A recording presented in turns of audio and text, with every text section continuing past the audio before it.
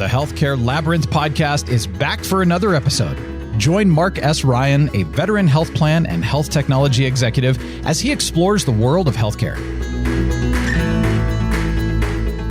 Welcome, everyone, to this edition of the Healthcare Labyrinth Podcast. My name is Marc Ryan, and thanks to everyone for listening in. Today, we are going to get into drug price reform in America. I last did a podcast on this back in late May, when President Trump announced his intention to adopt what is known as most favored nation pricing in America for drugs. A lot has happened since then, so I thought it was time to cover the topic again. I'm going to tell you why I applaud Donald Trump's efforts on championing drug price reform, but also why I am a bit worried of late. The master deal maker may be being duped or hoodwinked by the powerful drug lobby, and his policy advisors could be naive to the fact that the reform proposals from brand drug makers are more about survival than true reform for our healthcare system. We will take our regular 3 breaks again within the podcast. You may also have noticed that there are additional advertisers at the beginning and at the end of the podcast now. So let's get right into this topic of drug price reform in America, a topic that is at the top of mind for many American families as they battle to afford needed medications where obscene innovator brand prices exist within an already crazy price-driven healthcare system in general.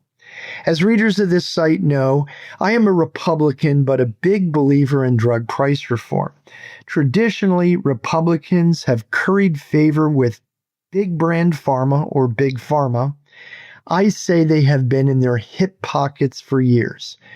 These GOP lawmakers shout from the rooftops that free market innovation will be stifled, disease will go untreated, and death will proliferate if some form of drug price control was implemented. Of course, the sensational arguments are taken directly from Big Pharma talking points. The drug market is not a free market. And there are great examples of Republicans like Teddy Roosevelt standing up against cartels, monopolies, and oligopolies. Is there any doubt Big Pharma constitutes one of these anti-free market entities? While I have some concerns, thoughtful strategies can overcome any of the negatives of drug price reform. There are making prices fairer abroad, a cut here and an increase there to bolster innovation budgets, more government research dollars, international collaborations on drug research, and comprehensive patent and innovation reform here in America could all occur and alleviate any fallout. What's more, a case can be made that any fallout is offset by the benefit of better medication compliance that controls disease states and conditions and lowers overall healthcare costs and improves quality of life for people. Right now, too many are buying from Canada if they can get consistent supply, going without medications, or splitting pills. It is a national tragedy. That's why I have applauded President Trump's stand on drug price reform, even as I criticize other aspects of his healthcare policy.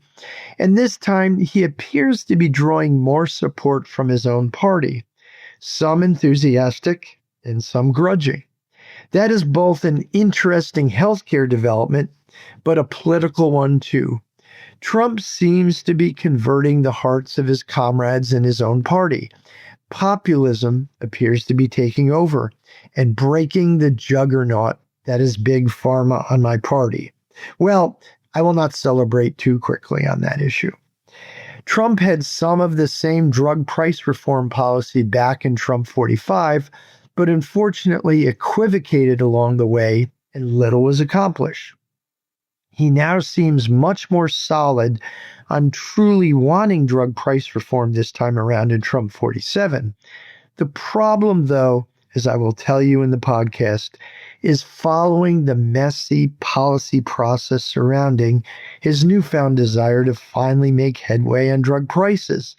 And my fear that much of what has been negotiated so far could be window dressing that allows the insane drug price system to stay intact. So again, is he equivocating now as well? With that, we will take our first break, and when we return, we will jump into all the goings-on this year as President Trump attempts to execute on drug price reform. Be right back. Health plans and insurance are confusing. Our healthcare system is in dire need of reform. Health policy expert Marc Ryan tackles both issues in his book, The Healthcare Labyrinth. It is both a guide to navigating health plans and fixing American health insurance. Marc dives deep into how health plans and the American health insurance system operate. He then outlines a comprehensive reform agenda for the system as a whole, including pricing, emphasizing health and care management, and ensuring affordable access to health coverage in a private delivery model. Marc is a bit of an unconventional Republican in that he believes affordable access is the morally right thing to do, and that it is also fiscally prudent for our nation. Learn more about Marc's book, The Healthcare Labyrinth, at healthcarelabyrinth.com or search at leading bookseller websites. Available in print, ebook, and audiobook forms. Welcome back, and we hope you are enjoying this edition of the Healthcare Labyrinth Podcast. We are updating you this week on drug price reform and asking whether what has been proposed most recently by Big Pharma actually amounts to much true reform of the drug price system. So let's get a bit into what has happened on the front since President Trump returned to office. Quick presidential trivia fact, Trump was only the second president to serve 2 non-consecutive terms. He is the 45th and now the 47th president, as we know. The other to serve non-consecutive terms was Grover Cleveland, who was a Democrat and served as the 22nd and 24th president. While Cleveland was born in New Jersey, he was known for his New York politics. He was mayor of Buffalo and governor of New York. Trump, of course, was born in New York City at Jamaica Hospital in Queens. He is known for his real estate development in New York City before he so-called restated to his resort in Palm Beach, Florida. So let's get back to the drug price reform topic and give you a brief snapshot of the developments so far this year. Well, really, the ups and downs. The developments have been quite many. After Trump retook office, the Centers for Medicare and Medicaid Services issued a statement indicating it was readying and taking seriously round 2 of Medicare drug price negotiations, although it wanted greater transparency and input in the process. This is a law pushed by the Biden administration that negotiated a subset of drugs each year in Medicare. The first 10 drugs were negotiated in 2024, and the prices will go into effect in 2026. The second round was supposed to be in 2025 for 2027 price setting. But we have not seen a lot of development on negotiations this year as Trump focused in other areas. In our first inkling of where Trump stood on drug prices and reform as Trump 47, on Super Bowl Sunday, the president appeared on Fox News bemoaning the price of GLP-1s. He even quoted statistics that GLP-1s in America were 10 times more than prices in the UK. To me, it was rather amazing as the president exhibited a fairly detailed understanding of the difference in prices and how they are set in the rest of the developed world. He also exhibited a passion for the issue, perhaps an outrage on the disparity in prices. In an initial executive order, the president showed a sophisticated and nuanced approach to reforming the opaqueness of the drug channel and other aspects of price setting in our nation, including importation, biosimilar and generic uptake, site-neutral payments, reforming acquisition cost and charges by hospitals and other entities, a new payment model, and changing the current Part D drug negotiation law. Again, we have not seen such a detailed understanding of the complexities of drug price in the U.S. and all the myriad things that need to happen to rationalize drug price in America. In a second executive order, the president indicated a desire to implement most favored nation or MFN pricing.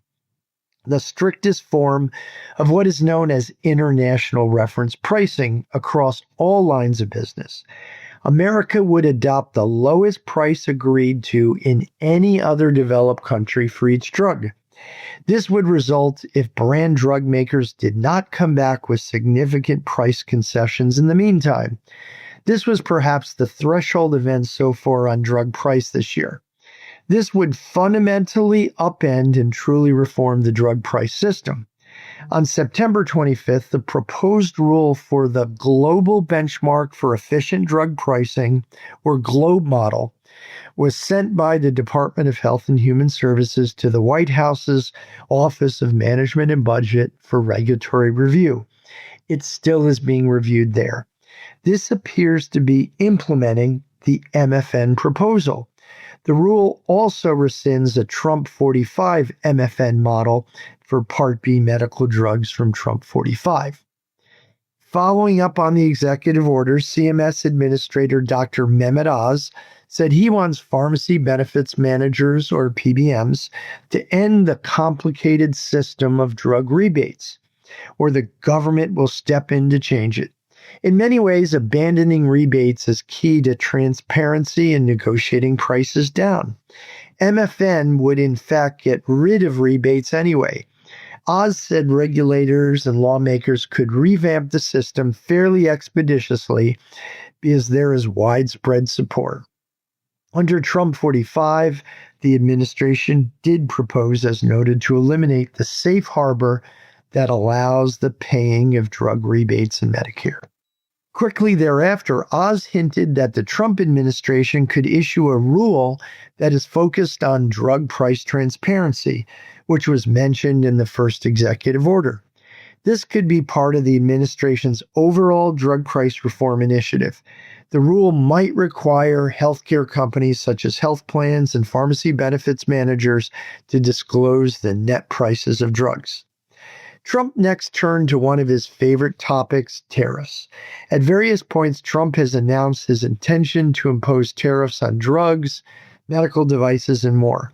First, there was general pronouncement he wanted tariffs on both brand and generic drugs that could range up to as high as 250%. He next announced a commerce investigation that would lead to the imposition of tariffs on brand drugs. After the conclusion of the investigatory period, he announced 100% tariffs on brand drugs effective October 1, unless manufacturers were making investments in U.S. production. He forestalled the tariffs a short time later after arriving at one major price concession deal. The tariffs, of course, are a bad idea and would increase healthcare costs dramatically, but they are part of his overall effort to redefine drug prices in America. He arrived at that concession deal with brand drug maker Pfizer. Pfizer agreed to provide all of its prescription drugs in the Medicaid program at Trump's desired most favored nation drug pricing, where the U.S. would get the lowest price given in any developed country. Pfizer also agreed to offer many of its drugs at a significant discount direct to consumer. Savings will be as high as 85% and be about 50% discounted on average. The administration indicates other deals with other brand drug makers are in the works. In return, Pfizer said it will be given a 3-year grace period from any drug tariffs that go into effect. A second brand drug maker struck a concession deal as well, and it looks a great deal like the Pfizer one. AstraZeneca will provide all drugs and Medicaid at most favored nation pricing. AstraZeneca also will offer medicines at a deep discount off the list price when selling directly to American patients. The drugs will appear like Pfizer's on the new Trump RX website mentioned below. 3 additional items are not seen in the Pfizer deal. 1, AstraZeneca agrees that MFN will apply to future innovator drugs introduced. 2, AstraZeneca will repatriate increased foreign revenue on existing products that AstraZeneca realizes. And 3, the company will invest $50 billion in U.S. manufacturing and research and development. The deal will exempt AstraZeneca from the 100% tariffs the Trump administration wants to impose on brand drugs, just as was announced with Pfizer. It is unknown if the MFN provisions on future drugs in the AstraZeneca deal is across all lines of business or just on Medicaid and self-paid discounts. The White House also announced it was rolling out a direct-to-consumer website with medications at discounted prices. The new website, of course, is called TrumpRx and appears to be a clearinghouse for direct-to-consumer pricing, potentially by numerous brand drug makers. With all of those updates now stated, we will take our second break, and when we return, we will tell you why, despite what seems to be major commitment and passion by Trump on drug price reform, he could actually be derailing the reform effort. Be right back. Lilac Software is proud to work with the Healthcare Labyrinth website to educate people on the healthcare system. At Lilac, we believe transparency is so important in healthcare. The healthcare system is opaque, and Lilac is trying to bring clarity to data and unleash the best member care, reduce costs, and improve outcomes. Our cloud-native payer platform revolutionizes data insights and analytics. Plans have all the data they need, but in silos locked away in point solutions. At Lilac, we solve the data fragmentation problem and help plans turn complex data into actionable insights, leading to greater operating leverage, tight cost controls, and healthier members. Health plans can improve STAR scores, reduce medical expense, drive revenue, and more. Quite simply, with Lilac, you can drive better business and health outcomes. Learn more at lilacsoftware.com. Welcome back, and we hope you are enjoying this edition of the Healthcare Labyrinth Podcast. We are updating you this week on drug price reform and asking whether what has been proposed most recently by Big Pharma actually amounts to much true reform of the drug price system. So let's get into whether true price reform will stick or if it is actually getting derailed by Big Pharma. As I said earlier, I have liked Trump's stand here in the seeming progress. Although messy, he is getting the attention of intractable Big Pharma, which previously has pretty much stonewalled and stymied reform. The only noticeable recent reform on drug price was the 2022 Inflation Reduction Act, passed on a strictly partisan vote during the Biden administration.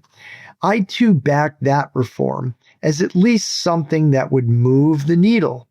But the negotiations so far have resulted in an average reduced net price of just 22%. That is paltry given Americans pay manyfold more for drugs than citizens in other developed countries. The small savings in year one is perhaps understandable, but the arcane and labyrinthian process will mean Americans wait years for true reform. I would say I am very supportive of the annual inflation caps and mandatory additional rebates or penalties if drug makers violate the cap. That's a great reform as well.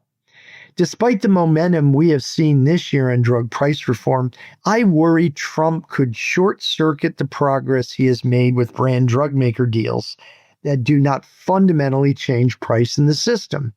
When Big Pharma comes with open pockets, I tend to view it more as gimmicky self-preservation. Take the Pfizer deal. It does not appear to offer material price concessions. How much is truly saved by consumers and the system as a whole is a big open question.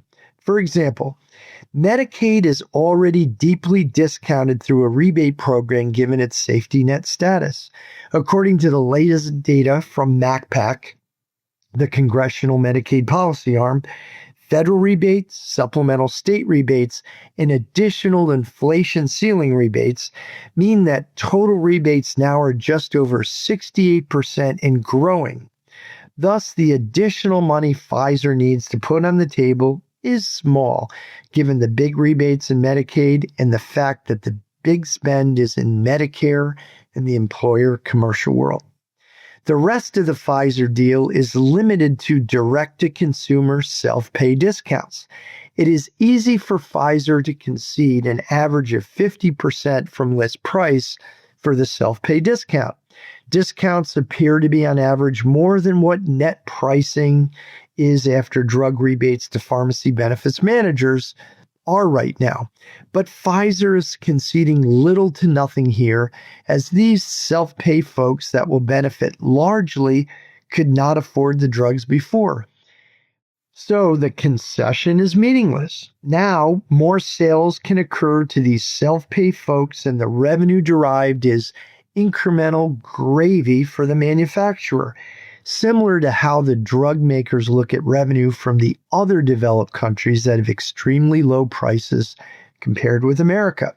Quite simply, the Pfizer deal does not make commitments to concessions in Medicare Part B or D, or how employer and commercial drug pricing works. This is where the big money is. Medicare has high drug utilizers, and the employer commercial world has big numbers. Here, the old list price minus rebate system will continue. Brand manufacturers offer PBMs rebates for favorable status on formularies. Not all rebates are passed through to health plans and Medicare or employers. But even when they are, little to none of the dollars are used to offset the high price of these brand drugs at the point of sale.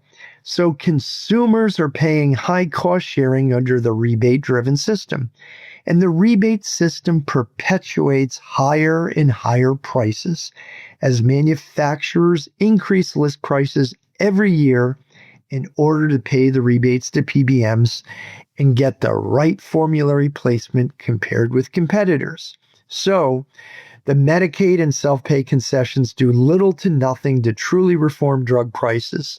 That is, unless the AstraZeneca provision regarding MFN on future drugs is broader than Medicaid and self-pay. In fact, it is a strategic concession meant to insulate Pfizer and perhaps other big pharma companies from true transparency and true drug price reform. Big Pharma benefits considerably from high price in America generally, and the gross price minus rebate pricing system specifically. The evidence is the highest percentage margins in all of healthcare. With that, we will take our last break, and when we return, we will give you one last point and offer a quick conclusion about what Trump must do to deliver true drug price reform. Be right back. The Healthcare Labyrinth is no ordinary website. It features news and commentary from one of the nation's leading healthcare policy and technology experts. Marc Ryan combs the internet for the latest healthcare news and publishes a news feed each weekday with summations and Marc's insights. Twice a week, Marc publishes a blog to go deep into a current issue. And of course, Marc hosts a podcast each week to delve even further. All of this is available at healthcarelabyrinth.com. Visit each day for the latest happenings in healthcare. As well, learn more about Marc's book, The Healthcare Labyrinth, at the website. That's healthcarelabyrinth.com, your go-to source for healthcare news. Welcome back, and we hope you are enjoying this edition of the Healthcare Labyrinth Podcast. We are updating you this week on drug price reform and asking whether what has been proposed most recently by Big Pharma actually amounts to much true price reform of the system or not. I promised one last point before we concluded. While I supported the Biden Medicare drug price negotiation plan, I bemoan the fact that the net savings is just 22%. Rebates can vary dramatically across manufacturer and drug classes, but most studies suggest that Medicare Part D brand rebates are 28% to 30%, and employer commercial rebates are 25 to 30%. If the 10 drugs in Part D will be lower on a net basis by about 22%, that means a 50% effective rebate. In effect, Pfizer's price concession on what a small subset of consumers would pay for their drugs mimics the rather paltry concession obtained through Medicare drug price negotiations so far. But here's the problem. The Biden program actually begins to reform drug price in one of the biggest spending areas, Medicare. Trump's Pfizer deal does not, and drug price would remain manyfold higher than in other developed nations for the vast majority of Americans. In the end, this is typical Big Pharma strategy. So the question is Big Pharma hoodwinking Trump and his policy advisors? Again, I am with Trump in what he is trying to do. I also have made the case that Trump's orders and series of proposals and threats might be labeled extortion. But in this case, it may be called for it if we want real concessions. Is there any doubt that brand drug makers have been extorting the American people for decades? But Trump and his advisors need to look closely at what the deals really do for drug price in America. They should stick to their guns by demanding the elimination of opaque rebates and fighting for fundamental price reform throughout the system. If that does not happen, MFN should be implemented across Medicare and employer commercial coverage. The big question right now is, will Trump actually announce MFN across all lines of business despite these brand drug maker concession deals?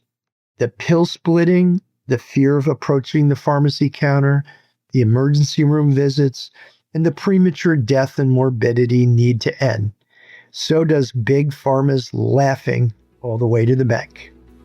With that, we will conclude this edition of the Healthcare Labyrinth Podcast. We'll see you next week. Take care. Thanks for joining Mark and the Healthcare Labyrinth Podcast. Go to healthcarelabyrinth.com each day for the latest healthcare news. See you next week on the next Healthcare Labyrinth Podcast.